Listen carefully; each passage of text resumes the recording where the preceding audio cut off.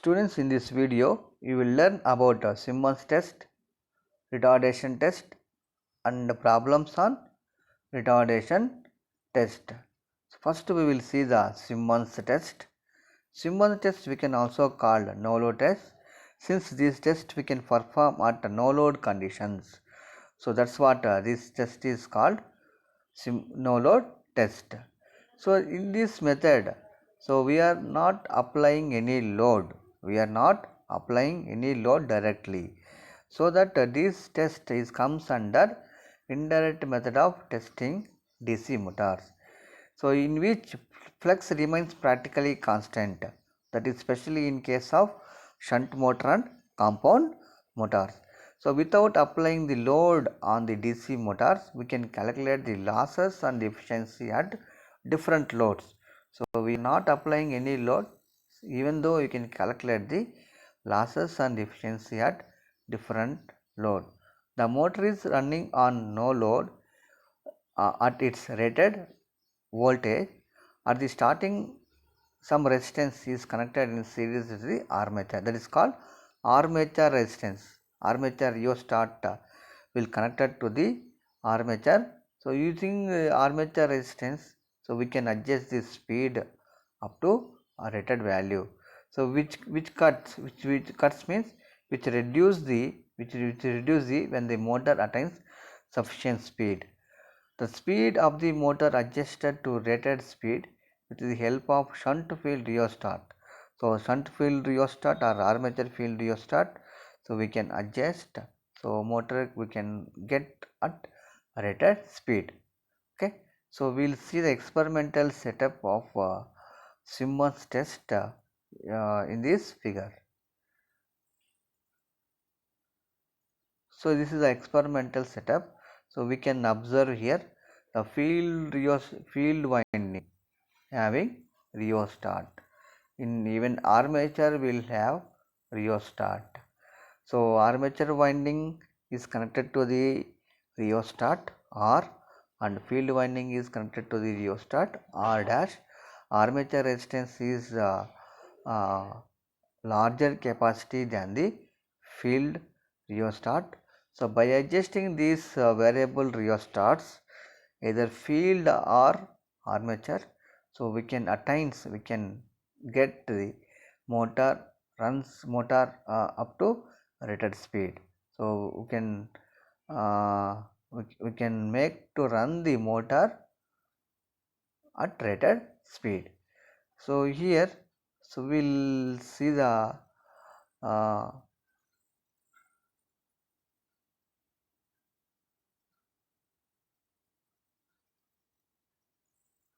advantages and disadvantages of Simmons test. Since constant losses are known, so using the experimental setup, we can calculate the constant losses. The efficiency can be estimated at any load. Constant losses means iron losses or core losses and mechanical losses. We can consider as a constant losses. So these losses, if you know, so we can calculate the efficiency at any load. The method is convenient and economical as less power required for testing even a large motor, that is only no load power is to be supplied. So we are testing under no load conditions. The power requirement for the test is less, and this test is economical. The motor is not required to be loaded. That is only test to be carried out is the no load test. So motor not required to load. So pulley arrangements, belt and pulley arrangements are not required. So that the cost of setup is less. So coming to the disadvantages. So in this method, the iron losses are assumed to be constant.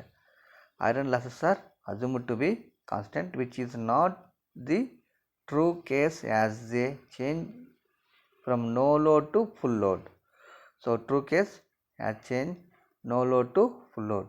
So due to armature reaction at full load, there will be distortion in flux which will increase the iron losses. So due to armature reaction at full load conditions, there will be distortion in magnetic flux. Inside the field flux will be there. So there will be distortion, so that it will increase the iron losses. The test which is carried out is a no load test. Hence it is difficult to know whether there will be a satisfactory communication at full load. So no load, no, so we cannot get exact value of the efficiency. That is the one drawback in this method. So we have assumed that there is a rise in temperature of 40 degrees centigrade at full load, which cannot be checked actually, as we are not actually loading the motor. So actually loading motor is not done in this method, so that is also one drawback, temperature measurement in this method. So as it is a no load test, it cannot be performed on a series motor. So no load test we cannot perform. Series motor runs at high speed. You can call it as a dangerous speed. So that's what series motor we cannot perform at no load conditions, right? And coming to the retardation test,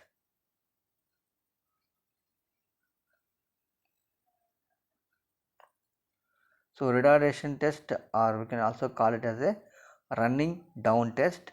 So this method is generally employed to shunt generators and shunt motors. From this method we can get stay losses. So thus, if the armature and shunt copper losses at any given load current are known, then efficiency of machine can be easily estimated. So if you know the shunt copper losses and armature copper losses, so you can calculate efficiency at efficiency can be measured easily. So this connections required for the conducting the test as shown in the figure. So here we need separately excited DC motor.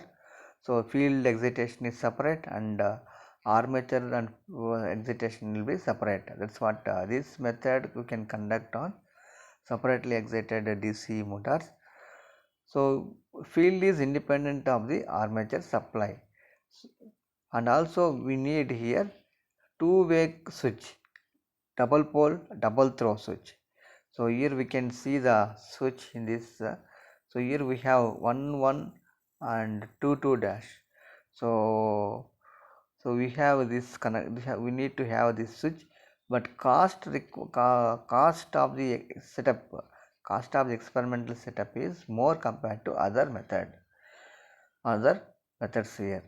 So since we need a separately excited DC motor and separately connection for shunt field winding, and separate connection for armature winding, and we need one more switch, extra switch, that is a DT switch, double pole double throw switch, so that the cost of the experimental setup is more. Okay, so here we have a mission whose test is to be taken is run at a speed which is slightly above the normal speed. So mission we need to run at above the normal speed one time, below the normal speed one time.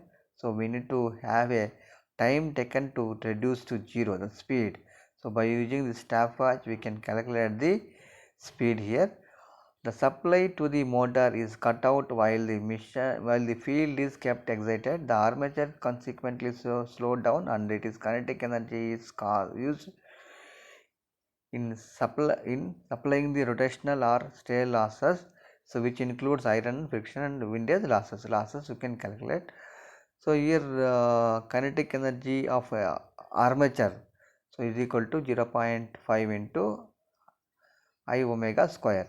So where omega is rate of change of kinetic energy. So now we will see here we have two methods of testing. One is determination of moment of inertia, and one more method is using flywheel without using flywheel. So B and A methods using flywheel method. How we are calculating is using flywheel and using without using flywheel. So this is the one graph we have to calculate the ratio of speed to time. Change in speed to change in time is equal to OA by OB. Length we have to take and we have to calculate dN by dt. So here using flywheel, so we have a omega formula already we have seen. So we need to differentiate and we will get differentiate with respect to t1.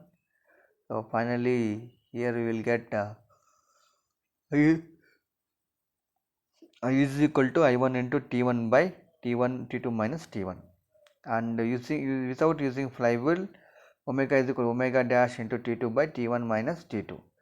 So these are the methods we have used to calculate the stay losses. Okay, and we have one problem here. Retardation test is made on separately excited DC emission as a motor.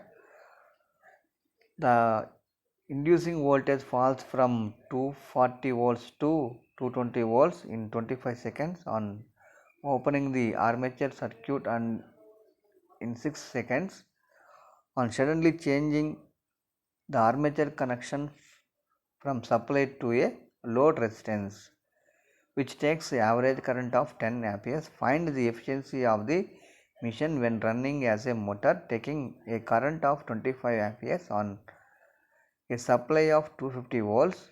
The resistance of its armature is 0.3 ohm and the load and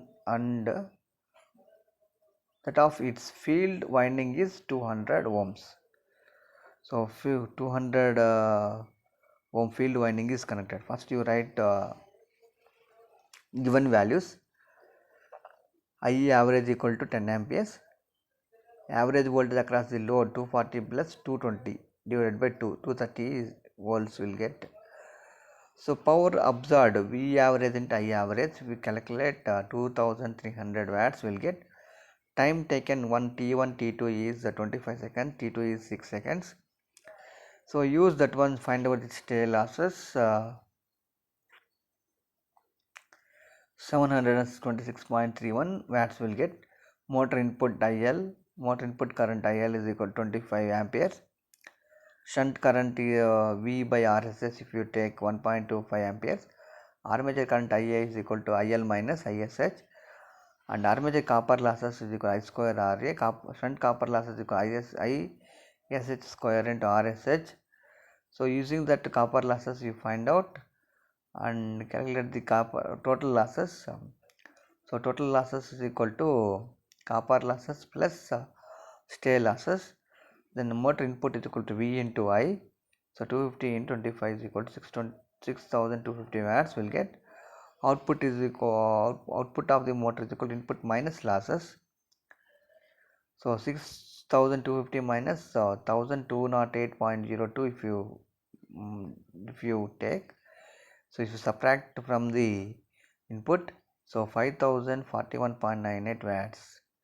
So efficiency of the motor is equal to output by input, that is equal to 80.67. So 80.67% is will get efficiency of the motor. Okay. So this is about a problem on retardation test. These problems will be very simple. So you have to practice these problems. And next video we will see the one more method of testing, Hopkinson test and field test. So this test also very important. So we will discuss in next video. Okay, thank you everyone.